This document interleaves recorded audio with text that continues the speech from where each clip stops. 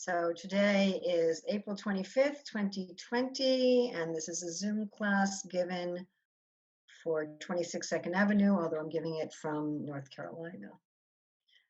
And we're going to be reading today from the Bhagavad-gita, chapter 1, text 25. So we can...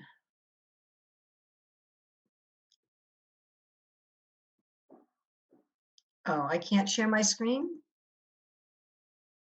Can you let me share my screen?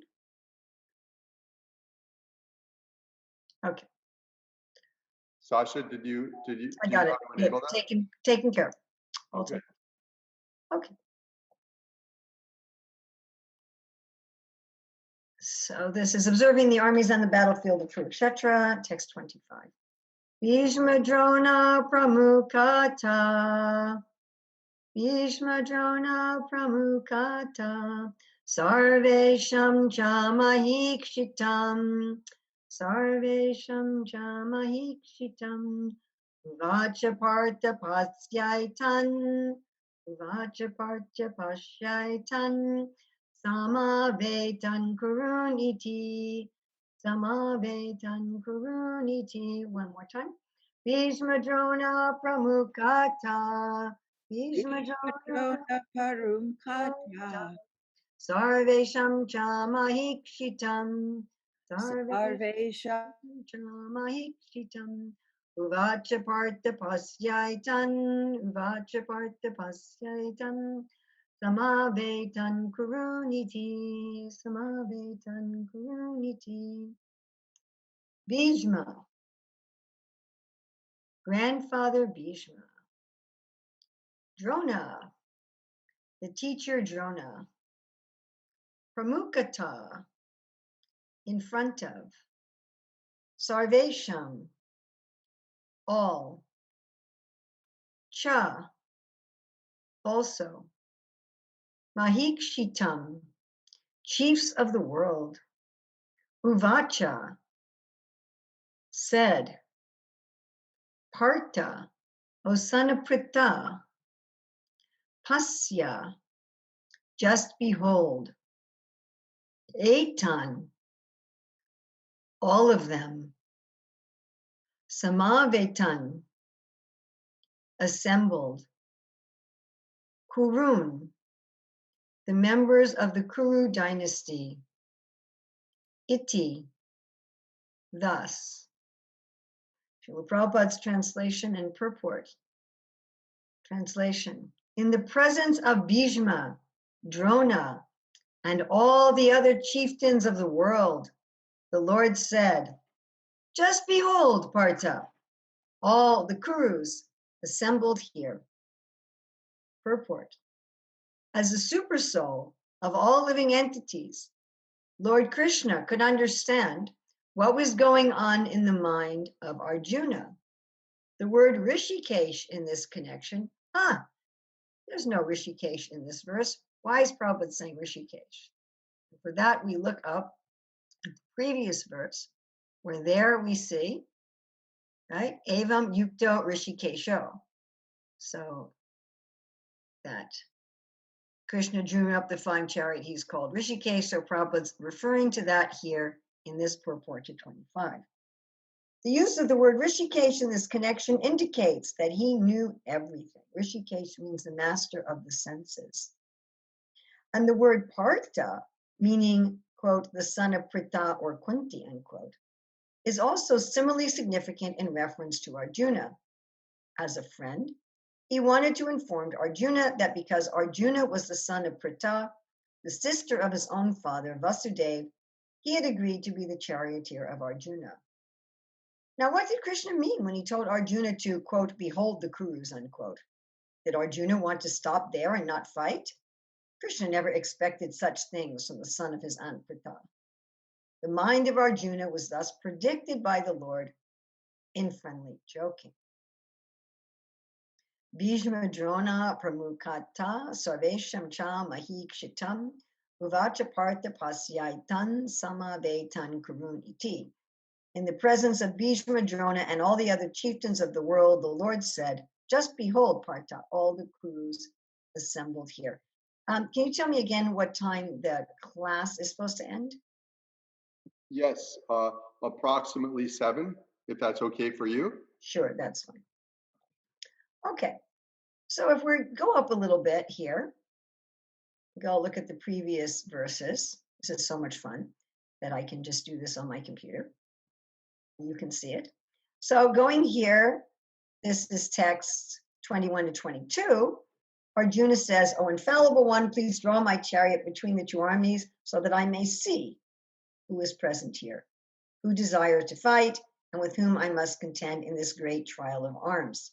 So he wants to see. Arjuna is already saying, I want to see.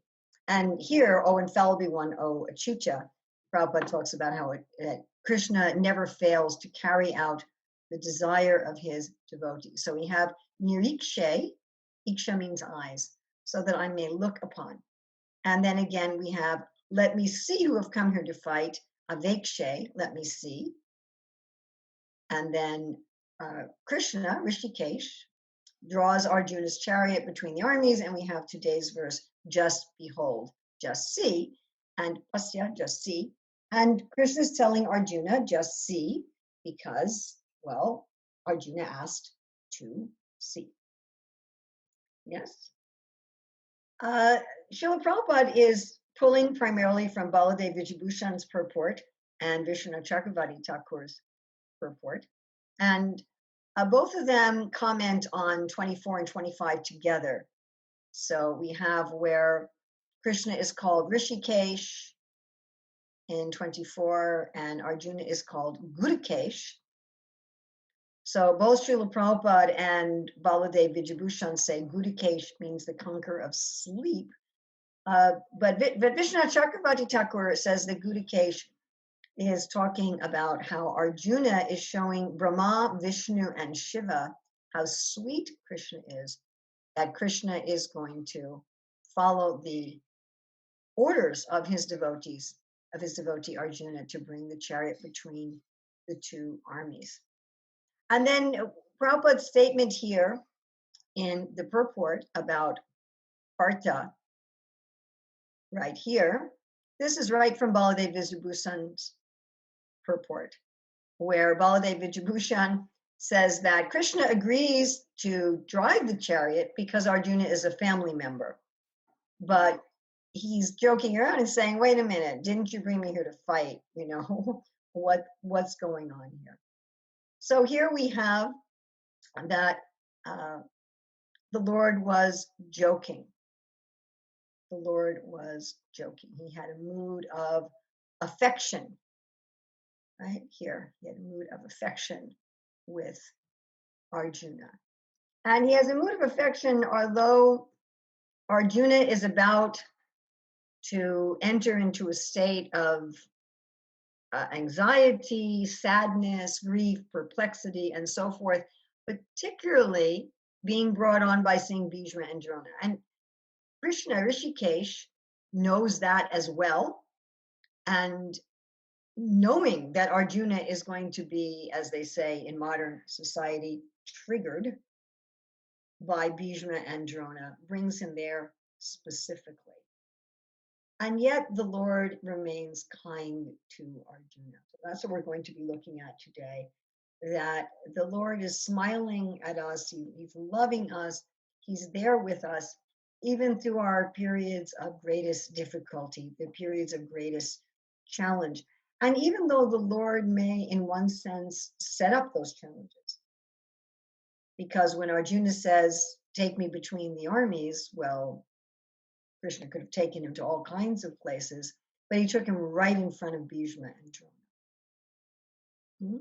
Right in front of Bhishma and Drona. Of all of the people with whom Arjuna did not want to fight, these were right at the top. You know, Arjuna's father died when Arjuna was a young child, and he was, practically speaking, raised by Bhishma, who was his great uncle. He was called grandfather Bhishma, but he never had any. He wasn't actually a father or a grandfather. He'd never had any children of his own. and he acted as the father to the fatherless Pandavas. So from Arjuna's perspective, Bhishma was his loving father, and then Drona was his teacher. And Drona was especially affectionate to Arjuna. Arjuna was his favorite pupil. Arjuna was the one who really imbibed the teachings of Dronacharya. Arjuna, one time he saw his brother Bhima eating in the dark. And he's like, wow, he can find his mouth in the dark. So why can't I find the target in the dark? And so Arjuna started practicing at night. He would go outside and try to shoot a target without being able to see it. And he was so dedicated to his craft of being an archer that he really won the heart of his teacher. They had a very, very close bond. You could say that Dronacharya and Arjuna were closer than Dronacharya and his own biological son, Asvatthama. Asvatthama was even a little upset about that. And he's like, my dear father, why are you showing such affection to Arjuna more than to me? And so Dronacharya said, well, I'll show you. So he brought out all of his students, the Pandavas, the Kurus, whoever else he had there. And he had put a little toy bird up in a tree. And he asked each of his students, come out and get your bow and arrow ready and hit the eye of the bird. And so they'd each come out and they'd aim, and then he'd say, what do you see? And they'd say things like, well, I see the tree, I see the bird, I see your lotus feet, Gurudev, I see the forest. And then he'd say, thank you, sit down. And he's asking each of them, and they're coming up in turn. And then he asks Arjuna, what do you see?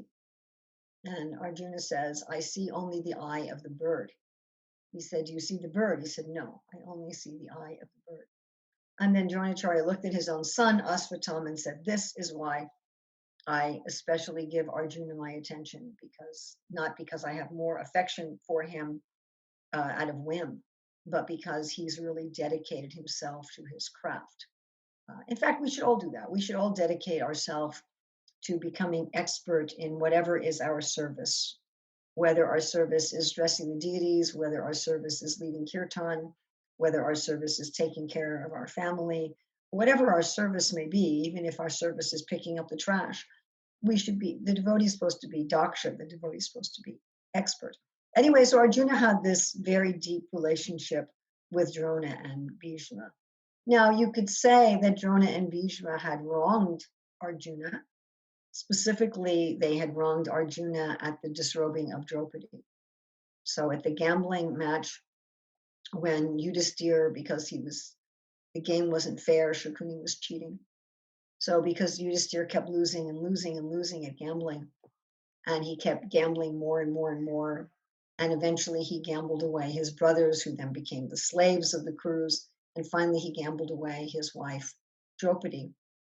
And then when Draupadi was dragged into the assembly hall by Dushashan, and she asked all of the leaders, she said, how can my husband gamble me when he already lost himself? He already became a slave. He wagered himself. He became a slave. And he had no more rights over me to gamble me. And how is it proper? How can you gamble away your wife? I can't have been lost in a gambling bet. I'm not a piece of property. But none of the elders would answer her. Bhishma just looked down, and Drona looked down, and only Vidura said something. They just said, this is not my responsibility. This is a responsibility of Dhritarashtra, the king. It's a responsibility of Yudhisthira, the husband, and we're not going to get involved. We sometimes think like that. There's some problem in a family, and we just say, it's the family's problem. We're not going to get involved. We're not going to give an opinion. We're not going to say anything. And that's what Bhishma and Drona did. I mean, Srila Prabhupada said they did that because they felt obligated to the Kurus. The Kurus were maintaining them. And so they naturally felt some sense of gratitude and obligation. So on the basis of that incident, you could say that Arjuna was within his rights to kill Bhishma and Drona. But he was forgiving. A Vaishnava is naturally forgiving, and a Vaishnava is naturally compassionate. And even an ordinary person may not put aside a lifetime of a loving relationship over one incident. I mean, in our dealings with people that we love, people in our family and so forth, we're not necessarily going to cut off our relationship with them. What to speak of try to kill them on the basis of one difficulty. And devotees are especially like this. Vaishnavas are especially like this. So Arjuna, his mood, we'll see as we go on in this chapter, his mood was, even if they're wrong, why should I do the wrong thing? You know, I should be forgiving. I shouldn't offer my authorities even a verbal fight, what to speak of a physical fight. But particularly that, I mean, Vishnu Chakravarti Thakur in his commentary in the first chapter of Bhagavad-gita, he says that Krishna says, you know, it's not in the verses, it's Vishnu Chakravarti's commentary, that Krishna says, well, I can see that you don't want to kill your elders, you don't want to kill Bhishma and Drona, but why not just kill the sons of Dhritarashtra? But it was particularly, I mean, Arjuna didn't even want to kill them because he didn't want to cause pain to Dhritarashtra and Gandhari. But it was especially Bhishma and Drona. Of everybody assembled on the battlefield, of, you know, we're going to see in the next verse, fathers and fathers-in-law and sons and brothers and cousins, but especially Bhishma and Drona, Arjuna did not want to fight them. And again, this would be natural for everyone. So we see that Krishna took Arjuna right in front of Bhishma and Drona. Right in front of Bhishma and Drona.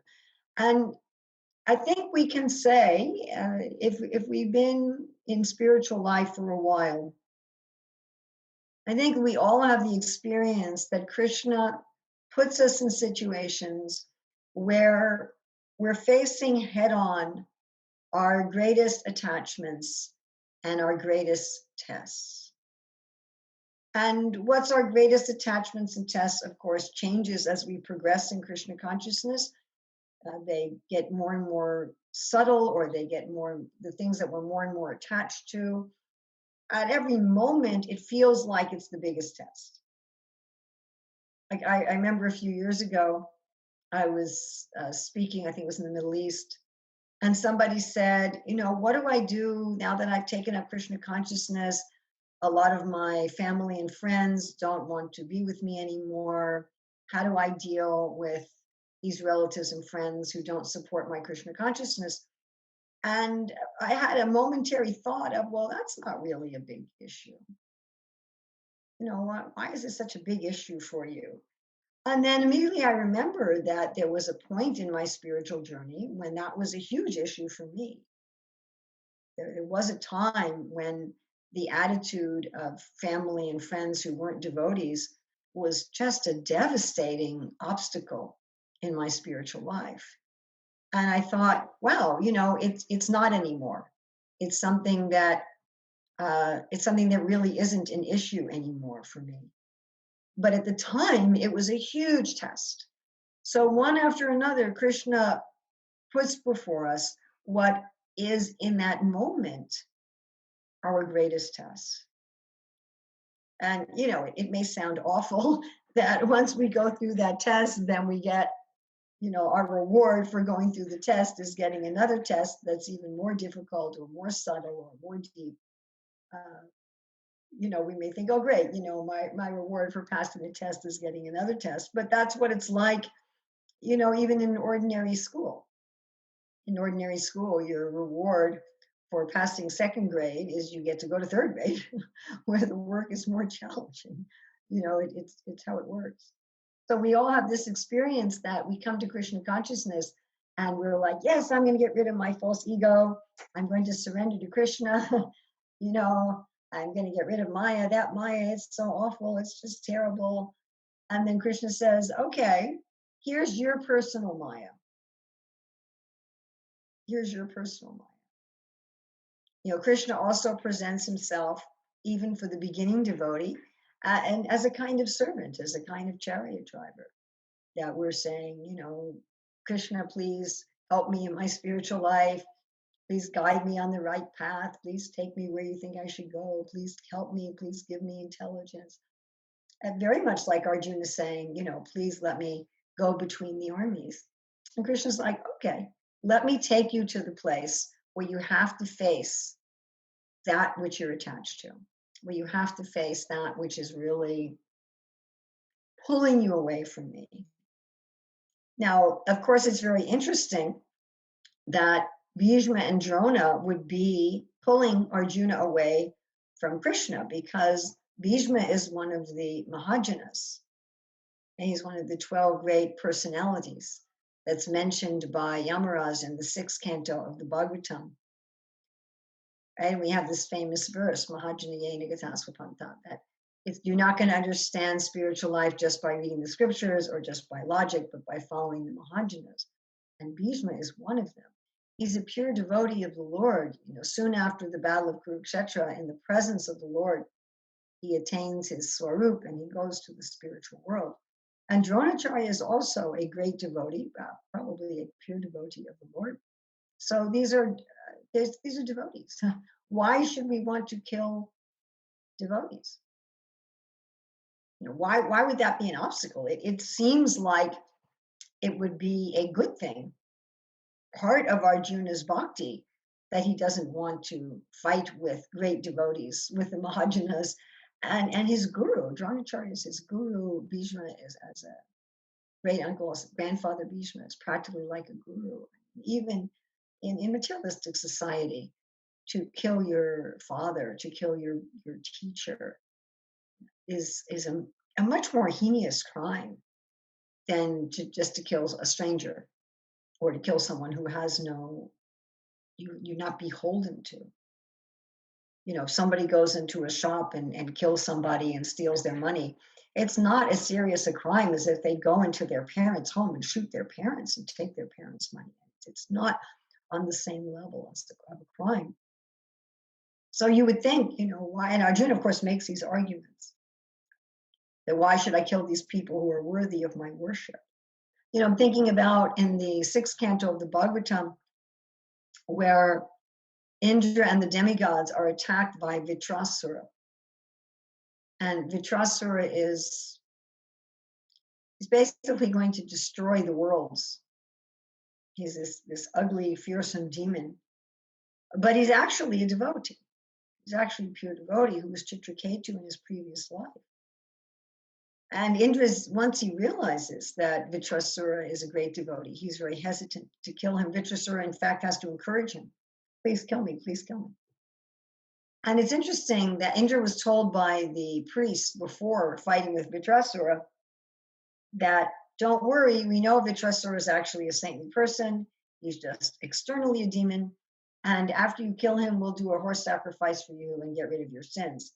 And the Acharyas explain, I think it was Jiva Goswami, who explains that because the Brahmanas told Indra that as far as Indra was concerned, it wasn't sinning on the strength of chanting, because he was directed in this way by the priests.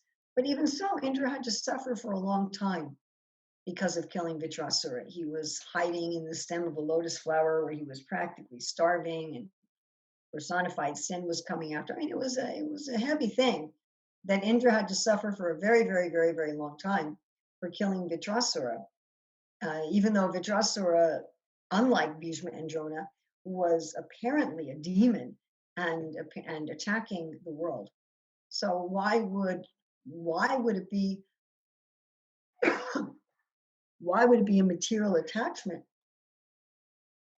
on Arjuna's part to have compassion for Bhishma and Drona? And of course, that's very deep and something that's gone into in depth in the Bhagavad-gita. But basically, because it comes down to the fact that Krishna wanted the Pandavas to win, Krishna wanted the Pandavas to rule. He didn't want the Kurus to rule, and Bhishma and Drona were supporting the Kurus. I mean, it really came down to such a simple thing as that. And of course, Bhishma and Drona went back to Godhead. I mean, it wasn't like Bhishma and Drona were going to be put into difficulty.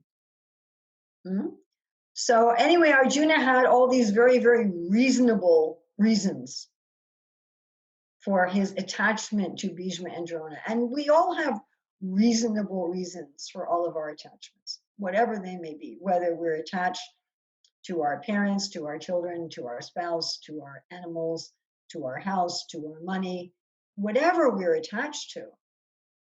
You know, we always have good reasons, and we always have reasons that we can justify with something from Shastra, or we can justify with common sense, or that we've made to ourselves why we are taking something and making it God for us, why we are elevating something or someone, some activity, some object above God.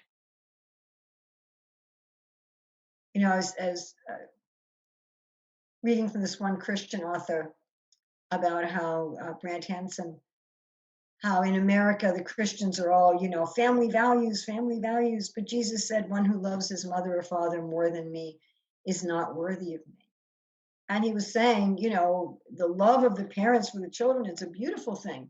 But if you idolize it, if it becomes your Krishna, you know, if we're willing to die for the family, we're willing to let the world blow up, but we'll save our family, then it becomes an impediment.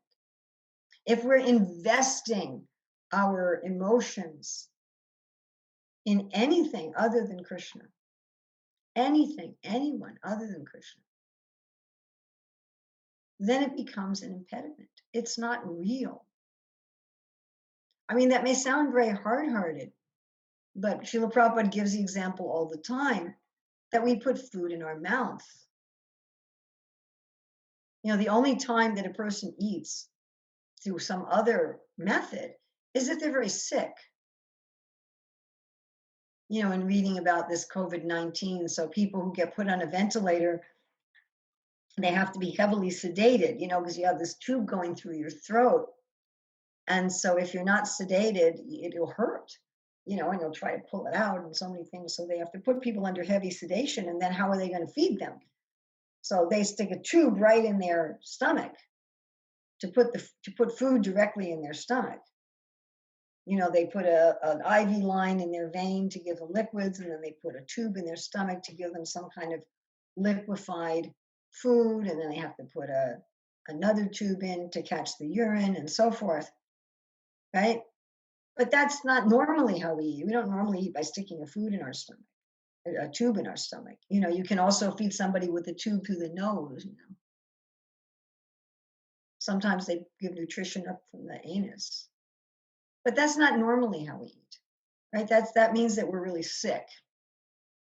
It's not that somebody says, well, you know, for fun, I'm just going to cut a hole in my belly and stick a tube in my belly.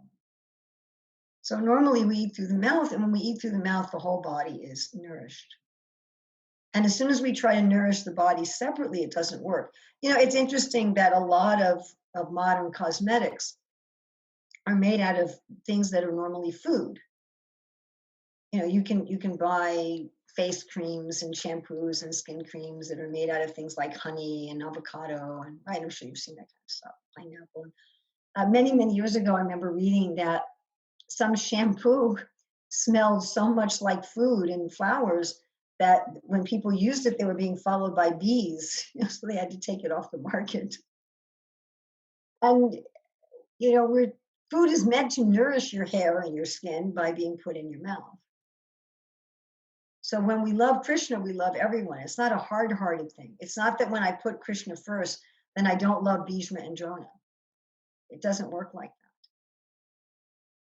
You know, when we were meeting, I tell the story all the time, when we were meeting with Srila Prabhupada in 1976 in New York, and our oldest son was about 1.5 years, so he was sitting on my lap, and my father asked Srila Prabhupada, actually first Prabhupada looked at me, and he said, just like this mother is loving this child without expectation of return, in the same way we should love Krishna.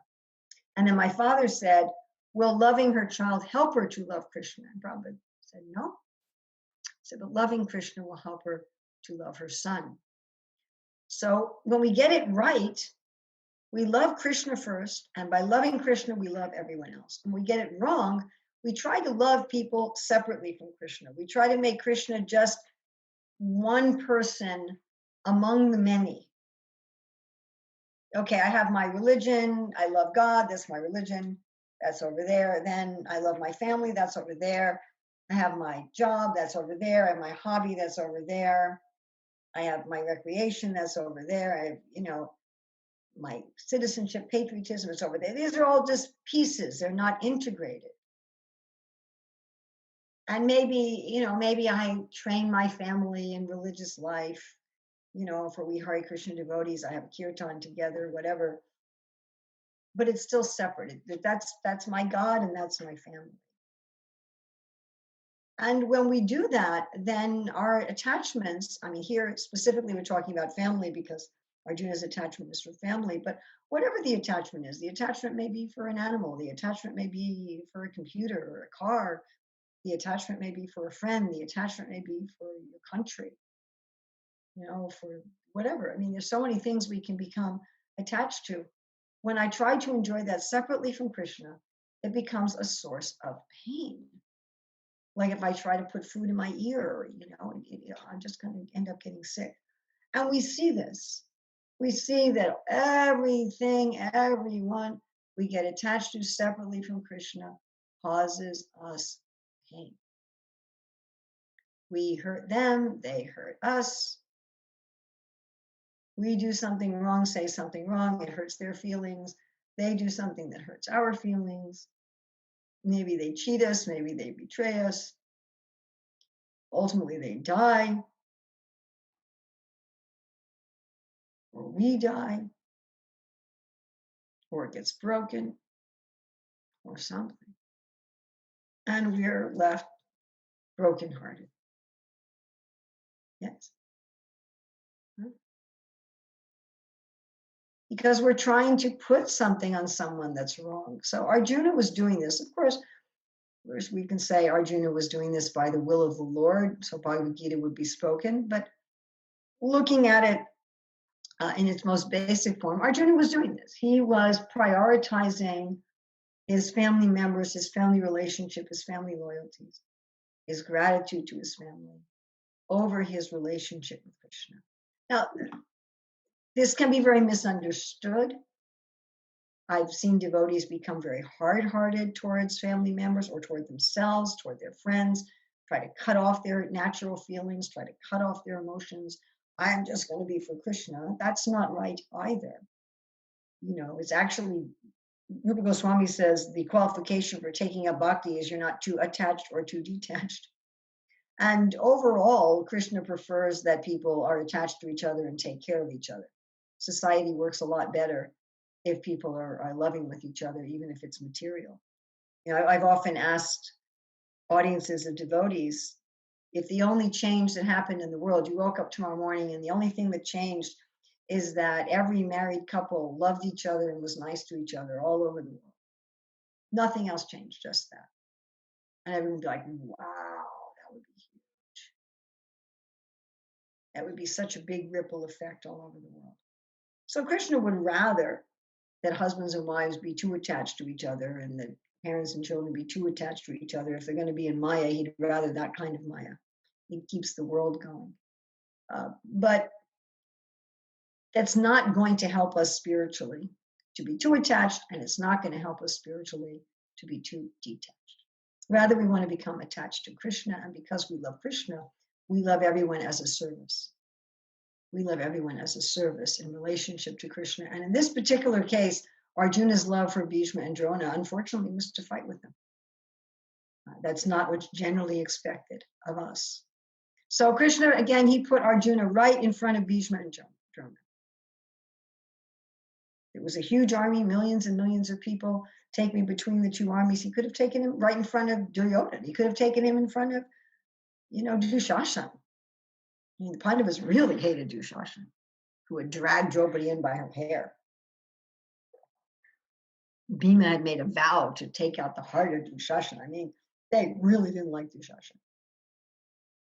So if Krishna just, wanted Arjuna to glide over and just take him in front of Dushasana, no, he took him in front of Bhishma and Drona. So why does Krishna do that? Krishna does that because unless we face our deep attachments, we're not even aware that they're there. We can go on in our spiritual life thinking, yes, I'm chanting, I love kirtan, and I love japa, and I love offering my food and taking prasadam and reading the books, and I am so spiritual. You know, there's so many times when I thought, oh, I am so spiritual. I'm so Krishna conscious. I'm so advanced. And then Krishna says, okay, well, you know, let's look at this thing here.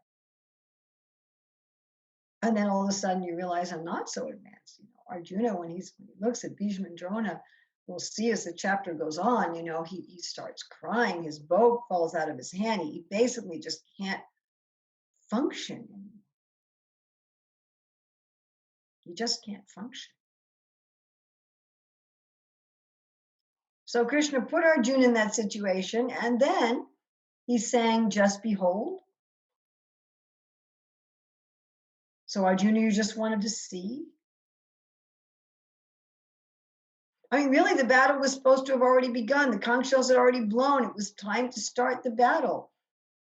And in those days, people played generally by the rules. And so when everyone saw that Krishna and Arjuna went in between the two armies, they didn't fight yet. Okay, we're going to wait. It's like Krishna saying indirectly, wait a minute, Arjuna, you're supposed to tell me where to go to start shooting your arrows, not where to go to just see. So Krishna was also bringing this out in Arjuna, this hesitancy, right? Don't we also have this? We'll say, Krishna, I want to surrender.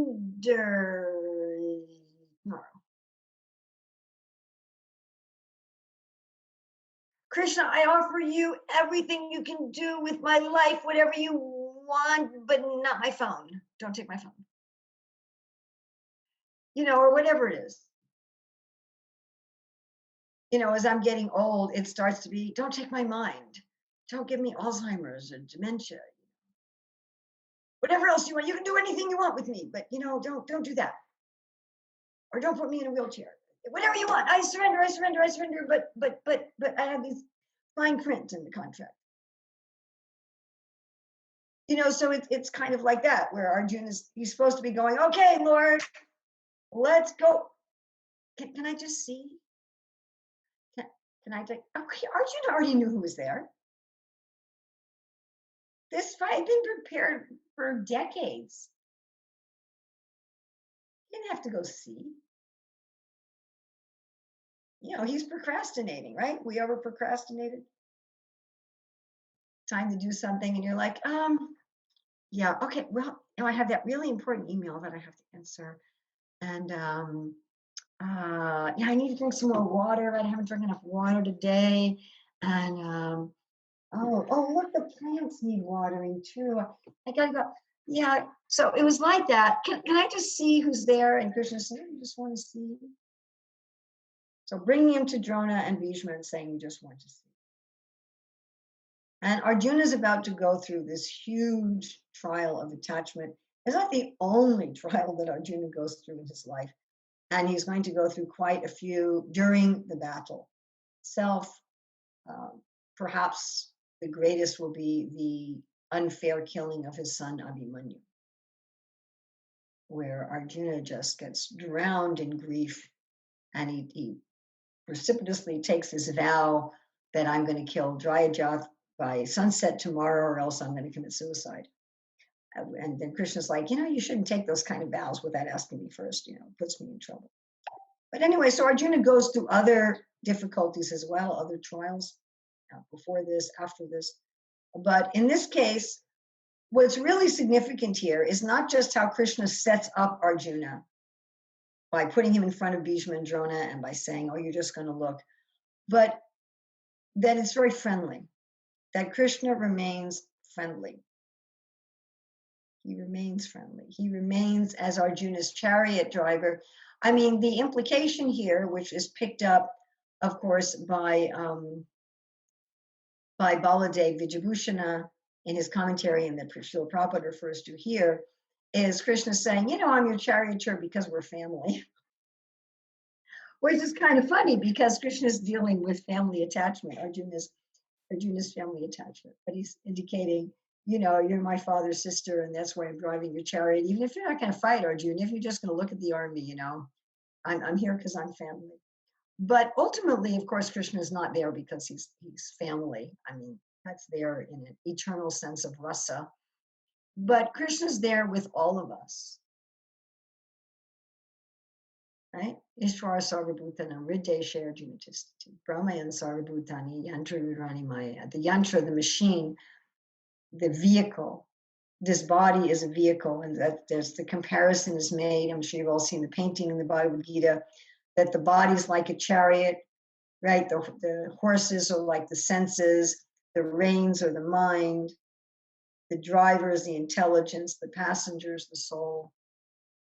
So we're in also a chariot. We have our own metaphorical battles.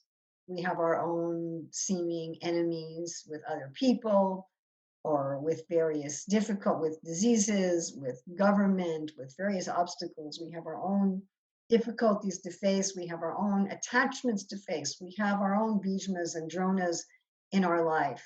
Again, whether they're another person, or whether they're an object, or whether they're an activity or a place, or whatever we're attached to, that Krishna puts in front of us, but he remains with us.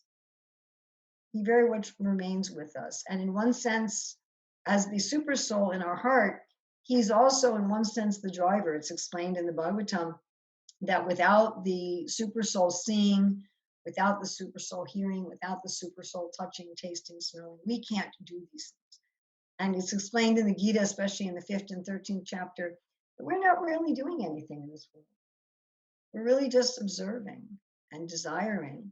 Something like people playing a video game, they're taking their mouse or I don't know if they even make joysticks anymore, but they're taking some apparatus and they're manipulating the character in the game, but they're not really doing what the character's doing. The character's jumping and running and whatever they're doing, but the player is sitting in a seat and just manipulating some piece of hardware, software. The player is observing and the player is desiring. So in a similar way, we, the soul, are simply observing and desiring, and Krishna understanding our desires as Krishna understands the desires of Arjuna. He's allowing us, he's allowing me to lift my hand, he's allowing me to eat something, he's allowing me to go places, and to make it appear that I'm the doer. Now for the devotee, Krishna does take us into situations where we need to face and deal with our various material attachments. And he does that because we're asking him to become purified, and we're asking him to love him, when we're asking to go back to him, when we're saying we want to get rid of our false ego. So therefore he's saying, well, here's some of it, let's deal with it. Here's some of it, let's deal with it. But the whole time he loves us. He's smiling at us. It may seem sometimes in our struggles, in our difficulties, we don't always come out of our difficulties in 2 seconds. I mean, Arjuna didn't. It wasn't that Arjuna saw Bhishma and Drona and said, yep, okay, let's go. He fell apart. Arjuna really fell apart. He didn't do very well in the beginning. He really didn't do very well, and he became bewildered. Krishna said, how have these impurities come upon you? It took Arjuna a while. And even once he started coming out of it, he had all these doubts. How did you talk to Vivaswan? Why are you telling me contradictory instructions? It was a while before Arjuna said, now all my illusion is gone and I'm prepared to act according to your instructions. That wasn't immediate. But Krishna was there. Krishna was there. Krishna was smiling. Krishna was loving. Krishna was patient. Prabhupada says at the end of Bhagavad-gita, when the Lord says, so Arjuna, are all your illusions now dispelled? Are you prepared to act according to my instructions? Prabhupada says there in the purport that Krishna was prepared to repeat the whole Bhagavad-gita if necessary. As a teacher of children, that's a very common thing, that you give a child an instruction and they don't understand it, and you have to repeat it. And you may have to repeat it in 5 different ways, 5 different times. You may have to repeat it in 10 different ways, 10 different times. So Krishna was willing to do that. And I mean, just like even an ordinary parent, if the child is, screaming and yelling and throwing things, and even if the child says, I don't like you, mommy, because you're not letting me eat my cookie before my meal, the parent is still loving. The parent is still giving. The parent doesn't leave the child. The parent doesn't say, okay, well, I'm not going to have anything to do with you anymore. So Krishna is also like that. Krishna is always with us. He's always smiling. Whether we're stuck in attachment, we get attached to somebody and then we're like, or something, and it prevents us from actually becoming Krishna conscious. And even though we say we want to be Krishna conscious, and Krishna's there with us. He's there with us as we go through our various attachments. He doesn't leave. Even when we're having a meltdown, I can't give up this attachment. No, I can't do it. Oh, I can't do it. I just can't do it. I can't give up this attachment. Oh my God, I can't give it up. That's what Arjuna did. He fell apart. And Krishna's still there. It's all right. I love you. It's all right. I love you. And when we're stuck in the indecision, I don't know what to do. If I fight, it's not going to work out. If I don't fight, it's not going to work out. And maybe I'll live by begging. And I don't know what to do. And Krishna's still there. He loves us and he's still smiling. Or when we get angry with Krishna. I mean, Arjuna was like, why are you giving me these bad instructions? He's saying, why are you inducing me to this horrible warfare? You're telling me give up all abominable activities, and then you're telling me to do this horrible war? What kind of instruction is that? You're giving me equivocal instruction. Saying one thing over here and you're saying another thing over there. And you're the husband of the goddess of fortune. Why are you inducing me to do something that will bring me only misfortune? And we do this too. We say, who are you? What kind of a God are you? Why did you let my wife die? Why did you have all my money lost in the stock market? Why did my daughter turn against me? Why did the town president yell at me? What kind of God are you? I gave you my life. And Krishna's still there. We might not be like that. If we have some friend and our friend is ignoring us and our friend is betraying us, which is what we do to Krishna, I might not be there for them. I've cut myself off from people. There are people in my life who just, gosh, you try to give them good instructions. I mean, I just know people where they'd ask me for advice and I give them advice and they don't follow it. And then, 2 months later, they ask me for the same advice and they don't follow it. And there was one devotee that I finally said, look, why don't you make a table? Why don't you make a chart of everything you've asked me and everything I've answered, what you've actually done, and what was the result? And let's see what you've actually done to follow my advice before you ask me for more advice or before you tell me the advice hasn't worked, right? I mean, at a certain point with people like that, we're kind of, I don't really know if I want to say anything anymore. I don't really know if I want to be there for them. We certainly don't feel loving anymore. It's like, oh, here's that pest again, asking me the same thing they've asked me for the last 20 years, and they never listen to what I say, and they just come back and ask again. Right? But Krishna's not like that. Krishna's not rolling his eyes, Or if people betray me, oh, I'll be there for you. I'll be loyal to you. And then they turn around and turn on me. And then I'm like, oh, forget that person. And Krishna's not like that. He's not like that. He stays with the living entity in the heart. I like to say, how Krishna stays in the heart, even of really nasty creatures. I mean, if you think about, like right here in North Carolina, we have a lot of poison ivy, poison sumac, poison oak. There's a place that I walk every day and I see, oh, that's poison ivy. So there's some jiva who's taken the body of a poison ivy plant. Poison ivy, it's pretty nasty. Touch me and I will make you itch for 3 weeks. It's think of the mentality of the jiva who takes a body like that. Don't touch me. You'll suffer for a long time. And even though they're so nasty and they're so envious, I mean, what am I doing to the plant? I'm just walking past it. And still Krishna's in their heart. And Krishna stays in their heart and Krishna loves them. And he's there for them, but especially for the devotee. Especially for the devotee. If Krishna's like that for the jiva in a poison ivy plant, and he's like that for the jiva in the mosquito body and the tick body and the rattlesnake body, but what to speak of for his devotee, who's trying to love him, who's trying to surrender, who wants to surrender. So when that devotee goes through attachment that he's struggling with, when that devotee goes through indecision that he's struggling with, when that devotee even goes through getting angry at Krishna and blaming Krishna and arguing with Krishna, Krishna's still there as a friend. That's ultimately what we want to know, isn't it?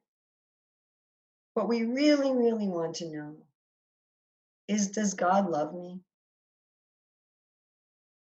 Does God love me even with all of my problems and all of my failings? I mean, that's what we're looking for in another jiva, isn't it? We're looking for another jiva, a really good friend or a romantic partner or whatever. We're looking for another jiva, that's why people get dogs, who's going to love me regardless. They're going to know the things I do good, but they're not going to think that I'm Superman. And they're going to know what I do bad, and they're not going to think that I'm. And they're going to love me when I do the right thing, and they're going to love me when I do the wrong thing, and they're just going to be there for me. Unfortunately, in other jivas, we don't find that 100%. We just don't. But that's what we're looking for, and that's what Krishna actually is. He never stops loving us. He never leaves us. He never stops being available to us. No matter how sinful we are, no matter how fallen we are, no matter how offensive we are, no matter how many mistakes we make, no matter how poorly we deal with our mistakes, he's always ready. Prabhupada said he's giving us a chance imperceptibly 24 hours. And it's a real shame that in so many of the religions of the world, God is not understood like this. In an effort to get people to behave morally, which is something that Krishna wants, he wants people to behave morally, but in an effort to get people to behave morally, they present God as this tyrant, as a tyrant dictator. Believe in me and serve me, or you'll be punished forever. It's like, how? And we all know in our heart of hearts that we're not good enough. So then it just becomes a matter of fear. Oh, God knows everything I've ever thought and everything I've ever done, and how can I ever be good enough? And that it's really a shame. So yes, there's a law of karma. Yes, if you do sinful things, you'll suffer. Yes, we have to give up our material attachments. That's all true. But Krishna never stops loving us and never stops helping us, no matter what we go through, especially if we're trying to love him. Therefore, he says, Apichet Sutsaracharo. If someone's trying to love me, if someone's trying to serve me, even if they do something wrong, really wrong, it's okay. They're my devotee. I'm there for them. I still love them, and I'm going to help them. And once we really get this, then we want to surrender to Krishna, not because we're afraid of suffering in this world, not because we're afraid of illusion in this world, not because we're worried about karma, or not because we're convinced intellectually that I should surrender to God, but we really want to surrender to Krishna because he's exactly what we want. because surrendering to him, as Prabhupada would say, is really in our own best interests. It's everything that we want, that all of our desires will be fulfilled if we just simply accept. If we just accept, he's the controller, he's the enjoyer, he's the best friend, that I'm not going to lose anything by surrendering. Because he already knows me. He already knows everything I've ever done, everything I've ever thought, everything I've ever wanted. And he still loves me, and he's still there for me. And he's ready to give me himself. He's ready to give me himself. He's ready to be my best friend, my child, my lover, my everything. So we have some time for questions, comments, additions, subtractions, chastisements. However you want to do this. Hare Krishna, I have a question. Yes. Thank you for that class. I was thinking, so if Arjuna initially saw this battle as a test, and then approached it like, this is something that I have to accomplish, because it's a test, and I have to pass. But he didn't necessarily listen to those emotions within his own heart, and just felt external pressure to pass the test. If he had gone forward, it probably would have been a disaster, if that makes any sense. So I was kind of wondering, is this an example of Arjuna failing an initial test? Or are there situations in which Krishna initially might give us more than we can handle? And also, what examples can we see of devotees failing tests? And, I guess the idea of a test sort of connotes like a grade and a potential in an academic setting, failing a course, so not necessarily a situation where we have eternal chances. So those are just a bunch of different things that are running around my head. Okay, well, even if you fail a course, in most cases, you can go back to school and you can retake the course. But the purpose of these tests is for ourselves, not for Krishna. In an ordinary school, the test is to give the teacher information and to give the student information. The tests that Krishna gives us are only to give us information, because he already knows what we're able to do and what we're not able to do. Does Krishna sometimes put people in situations where he knows they're going to struggle? Oh, definitely. He definitely, he has us face the things that we haven't yet faced. He definitely does that. Now, of course, everything that Krishna has us face, we have the capability of dealing with it, or he wouldn't have given it to us. But it is going to be a challenge. Do devotees ever fail tests? Well, if you want to count the demigods as devotees, then certainly. I mean, we have Indra failing a number of tests. Indra failed the test with the Govardhan Lila. He failed the test when Krishna took the Parijata tree from the heavenly planets, right after returning Indra's mother's earrings and I think umbrella, which is what Indra had requested.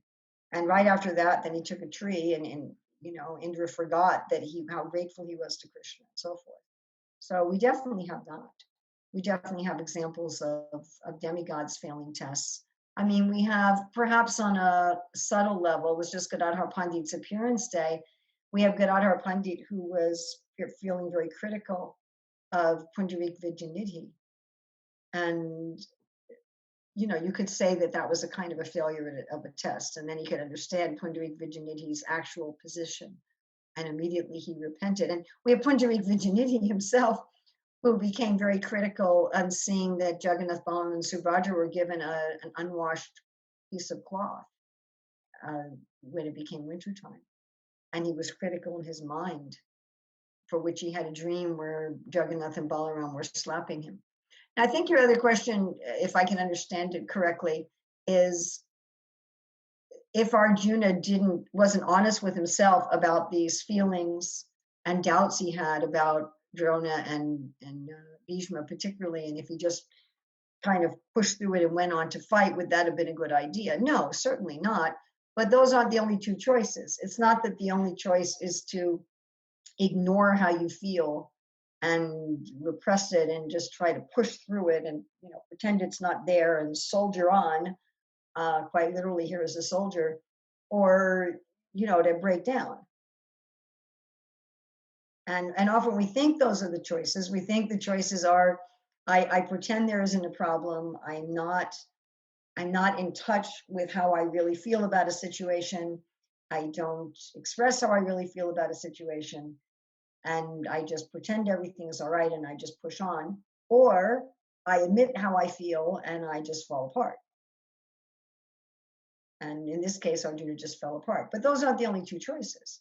There's other choices. And the choice that Krishna keeps bringing up throughout the Bhagavad-gita is that you don't identify with this world. You don't identify with those emotions. And this is something that's taught, interestingly, at the present time, very widely in the world, mostly by people who are connected with Buddhism. But this concept that you don't have to either let your emotions control you, the good emotions or the bad emotions, if we want to categorize them like that, nor do you need to just, be a stoic. But you can observe the emotions and let them go through you. And as I say, this is something that is becoming very popular in the world in terms of meditation and mindfulness, and see yourself as the observer. And instead of saying, I am angry, which makes anger your identity, like, it's, I am Swiss, I am French, I am American. Oh, I am angry. So, identifying, or even I feel angry, but you just say, oh, there's anger going through my body. There's anger going through, sadness going through my body. I'm just observing it as it comes and goes. So this concept is there in all religious traditions, that's an option. And Krishna talks about that in the Gita, right? He says, Martha Sparshas to Kante Asitos Nasukudukada, Agama Payano Nishas Samsatiksha Subharata. And titiksha, tolerating, doesn't mean I'm tolerating the anger and I want to punch you, but I'm not punching you because I'm tolerating it. It doesn't mean like that. I'm not going to cry. I'm not going to cry. I'm not going to cry. I'm just not going to cry. It's not that kind of toleration, but it's just, there's grief. There's indecision. There's joy. There's, happiness, distress, honor and dishonor, heat and cold, fame and infamy. Oh, right now everybody's praising me. Oh, now everybody's discrediting me. Oh, right now people love me. Now they hate me. Oh, now it's too cold. Now it's too hot. Now I'm happy. Now I'm sad. And these things they're just passing through. They're not really touching me. I'm not really happy. I'm not really sad. Happiness is going through the body. Sadness is going through the body. Fame, honor, now dishonor and infamy. And these are just passing things. And my real happiness is within. My real happiness is that I'm the soul. So that's the other alternative. And that's the alternative, that Krishna comes to in the Bhagavad-gita. Not, he gives other alternatives, that for one who's been honored, dishonor is worse than death and so forth. But that's what he's emphasizing, this third way, not repression, not expression, but to be detached. And to be detached, not just as a blank, not in the Buddhist sense, but he's saying in the 6th chapter that you see the self by the pure mind and you relish and rejoice in the self. And in that state, you will not be shaken even by the greatest miseries. So if Arjuna, and of course Arjuna could have done that. He was already a great devotee and a liberated soul. It's not that he couldn't have acted on that platform, but because Krishna wanted to speak the Bhagavad-gita to reinstate Dharma, therefore Arjuna basically agreed to play that role. and to what extent he was actually feeling that way is it's not something that's above my pay grade.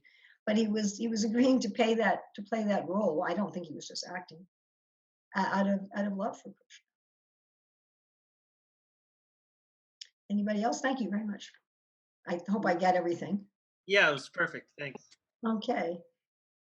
Anybody else? Hare Krishna Mataji. Hare Krishna. Dandavat Pranam. It was a beautiful class.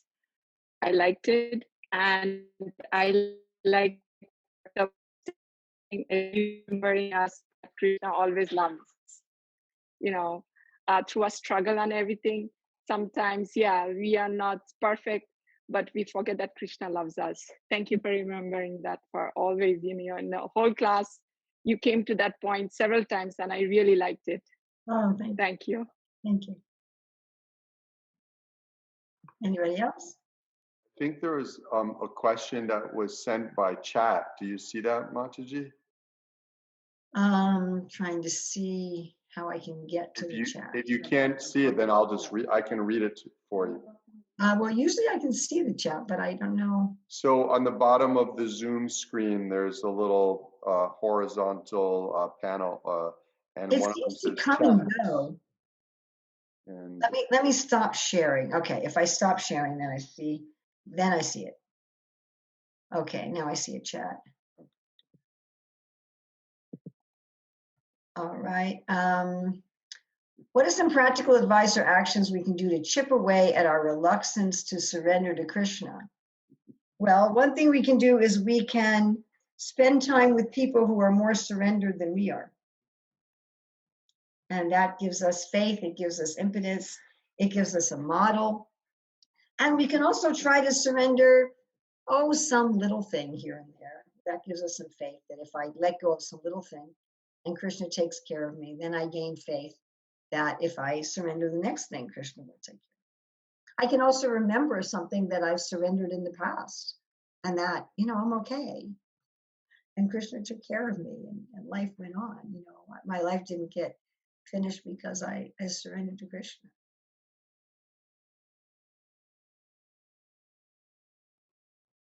Any other questions?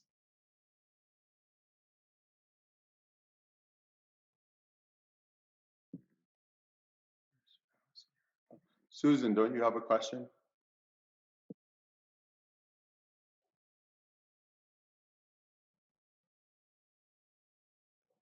I don't have a question. I thought it was so heartwarming to hear her talk about Krishna. And I felt comforted because I it's on today. I know that I'm not going to live, knowing that he is this tolerant, this patient, this comforting.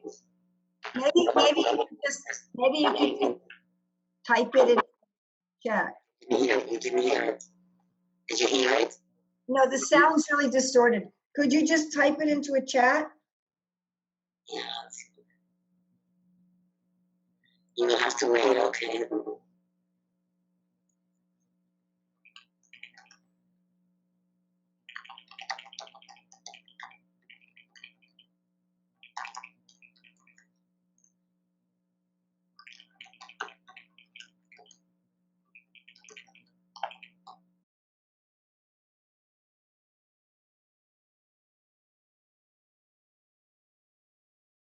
Okay, well, I don't see anything.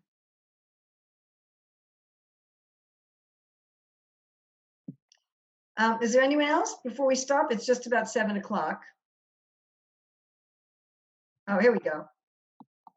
You find yourself being no good, but knowing of Krishna's love comforts me. Excellent. Wonderful, wonderful. Okay. So I think it's 7 o'clock. We should end here. Yes, Atmanivedana, Peru? Oh, sure. This is a good time to close. Thank you very much, Urmila, for giving a very nice, leading very nice discussion on Bhagavad-gita. I'm sure everyone appreciated it very much. Urmila, I didn't introduce properly. I'm not because it's this new world order here, so I'm out of sorts with my regular schedule, but I can do it afterwards instead, so why not? So well, I'll tell you why not, because the main purpose of an introduction is to give people faith in the speaker so that they'll listen attentively. That's great, Mataji. That's the only purpose of an introduction. There's no other purpose. Of So course. If anybody still wants to know something about me, you can just go to my website, urmiladevidasi.org, and I have a biography. I just have a question for everyone. Would you be interested if Urmila was to come back and give class again in the future? If so, if you're on video, raise your hand. Okay, so given that, so to keep you interested for next time that Urmila comes, per her explanation of the value of an introduction, I can introduce her for the next time. So Urmila is a great. She's an author. She has books. She's been teaching children and teaching how to teach children, running schools, and she teaches individuals on a personal level to guide them from the beginning of spiritual life to going back to Godhead, and she's one of the earlier disciples of Srila Prabhupada. And she's very inspiring to many devotees of Krishna. And of course, my little intro certainly doesn't cover all her the great achievements she has during her Krishna conscious many years. But I appreciate so much about her. So we look forward to having you come back, and I'll email you after, seeing when we can arrange for that. Okay. Thank you so much for inviting me today. Hare Krishna. Okay. So now we'll do a little kirtan. So in case you weren't here when when we started, the kirtan will be led by Devavan, and everyone will be muted while he's chanting. But just like you were to do in a kirtan in a temple, it's nice if you chant in response to when he chants, every other line, Krishna conscious line, but you'll be muted. So while you're chanting, no one will hear you. But if you do it, you'll feel just like you're in the temple if instead of you're just listening. So it's up to you. So we'll do that for 10 minutes, and then the program will be officially over. And a few of us, if you want, you can stay on and just a little chit chat before we see each other for next week. Hare Krishna. Thank you very much.